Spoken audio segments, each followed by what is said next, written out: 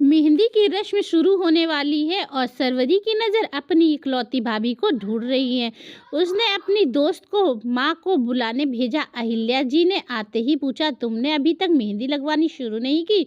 नहीं माँ, मैं भाभी की राह देख रही थी, वो आते ही हम दोनों के हाथ में मेहंदी रचाएंगी। अहिल्या जी ने सरवरी को एक तरफ से खींचते हुए कहा, पागल हो गई है क्या? मैंने ही उसे 2 दिन तक कमरे से बाहर निकलने को मना किया है। तुम्हारी विदाई के बाद वह अपने कमरे से बाहर निकलेगी, उसका मनहूस छाया भी तुम्हारे पर पड़ना नहीं चाहिए। विधवा जो ठहरी सरवरी का भाई प्रथम और भाभी दीपिका दोनों एक दूसरे को कॉलेज से पहचानते थे और दोनों की नौकरी भी एक ही जगह होने की वजह से दोनों के बीच प्यार हुआ। पर प्रथम पहले सरवरी की शादी करना चाहता था क्योंकि वह मध्यम वर्गीय परिवार से ताल्लुक़ रखता था और उस पर पिताजी का साया भी नहीं है।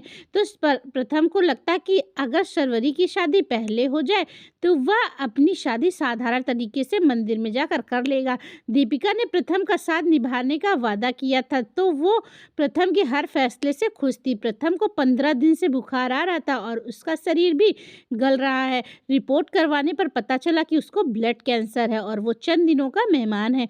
दीपिका को जब यह बात पता चली तो उसने पहले प्रथम से शादी करने का निर्णय लिया। प्रथम और बाकी घर वालों ने मना करने के बावजूद भी दीपिका ने प्रथम से शादी करने का निर्णय बदला नहीं और साधारण तरीके से प्रथम जैसे चाहता था वैसे ही दीपिका ने प्रथम से शादी की। शादी के बाद दीपिका ने अपना सब कुछ दांव पर लगाकर प्रथम को बचाने की कोशिश की, पर उसकी कोशिश नाकाम रही और प्रथम 10 दिन बाद दीपिका को अलविदा कह गया। अब दीपिका का जीना हराम कर दिया दुनिया वालों ने और उसके साथ उसकी सास ने। पर इस बीच सरवरी अपनी भाभी की ढाल बनकर खड़ी रही।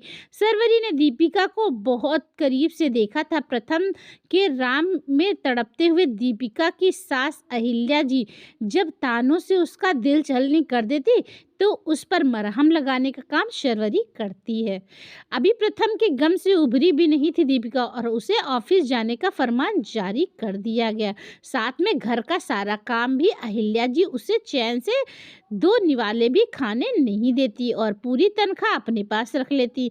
पर अपने पहले प्यार प्रथम की माँ को वो कुछ नहीं बोलती क्योंकि वह प्यार करती थी प्रथम को और उसे जुड़ी हुई हर चीज़ जिससे अहिल्या भी शामिल है। दीपिका नहीं चाहती थी कि वो कुछ ऐसा करे कि जिसे प्रथम की आत्मा को दुख पहुंचे, इसीलिए वह चुपचाप अहिल्या जी को सहती जा रही थी और आज भी वह कारण था और वो कमरे में बंद हो गई थी। सरवरी अपनी मेहंदी की रस्म में दीपिका का इंतज़ार कर रही है और अहिल्या जी ने जब बताया कि दीपिका को मैंने आने से मना किया है तो इतना सुनते ही सरवरी को अपनी माँ पर गुस्सा आया और वो ज़ोर से चिल्लाई, फिर माँ आप और बुआ जी भी कमरे में बंद रहना चाहिए। और माँ आप एक बात भूल गई शायद, भाभी को भी मालूम था कि भैया को कैंसर और चंद दिनों की मेहमान है, फिर भी अपने प्यार के खातिर सबके मना करने के बावजूद भी भैया से शादी की। मनहूस वो नहीं है, हम हैं। और एक बात और बता दूं, मैंने भैया से वादा किया था मैं अपने सुख दुख में बराबर भागीदार रहूंगी और मेरे शादी की हर रस्म वह भैया बनकर निभाएंगी। अगर आप सबको इतराज है तो आप सब शादी में शामिल मत होइए, पर मैं यह शादी अपनी भाभी के बगैर नहीं करूंगी। इतना कहकर आंखों में आंसू लिए सरवरी दौड़ पड़ी अपनी भाभी से मिलने जो उसके भैया की तरह प्यार करती थी। अहिल्या जी को अपनी गलती समझ में आ गई थी। उन्होंने कमरे में जाकर दीपिका के सर पर ममता भरा हाथ सहलाया और कहा, बेटा मुझे माफ़ कर देना, मैं तो भूल ही गई थी तुमने मेरे बेटे की जगह ले ली है और तुम मेरी बहू नहीं पर बेटा हो।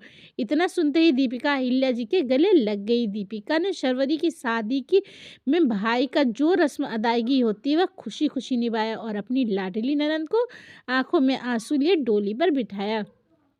दोस्तों, आपको यह कहानी कैसे लगी? यह सबसे अलग कहानी बहन का भाभी के प्रति प्यार। आज भी हमारा समाज विधवा को अपशगुनी मानते हैं। अगर आपको मेरी कहानी अच्छी लगी हो तो हमें अपने कमेंट और अपने सुझाव ज़रूर बताइएगा और इसे ज़्यादा से ज़्यादा लोगों तक शेयर करिएगा और लाइक करिएगा ताकि मेरे और चैनल पे नए हैं तो चैनल को सब्सक्राइब कर लीजिएगा ताकि मेरे आने वाले सारे वीडियोस आपको टाइम से मिलते रहे। तब तक के लिए bye bye, love you all.